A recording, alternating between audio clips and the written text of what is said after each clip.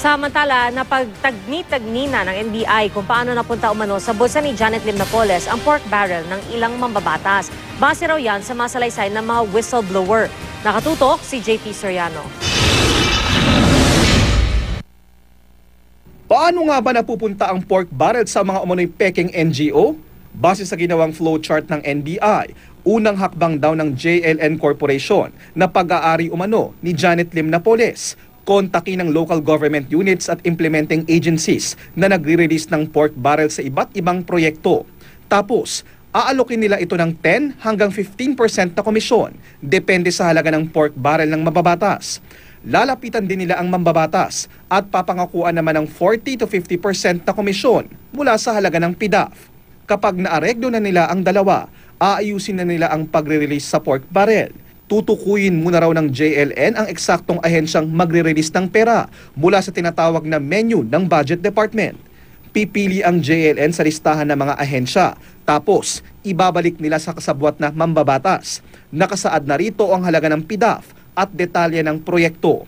Ang mambabatas, isasabit na ito sa DBM na siyang gagawa ng Special Allotment Release Order o SARO. Ang SARO, ibibigay ng DBM sa mambabatas at sa implementing agency. Ang mambabatas naman, ibibigay raw ang SARO sa JLN at dahil nauna nang naareglo ng JLN ang implementing agency, madali na raw nare-release ang pera sa mga NGO na idinidikta ng JLN. Bukod sa mambabatas at implementing agency, may tinatawagan pa raw ang JLN sa DBM. Sa opisina raw ito ng isang Yusek Relampagos at ayon sa whistleblowers, Leia, Malu at Lalin daw ang pangalan ng mga empleyadong regular nilang tinatawagan para ma-release ang SARO. Pag na-withdraw na po yun, doon po namin nire-remit kay Mrs. Napoles yung pera. Okay, so yun na, nakarating na sa kanya. Nakarating na po sa Ang kanya. tanong ma'am, nakarating po ba yun doon sa mga dapat na ano? Yan po ang sad to say na wala ho talagang nangyaring deliveries.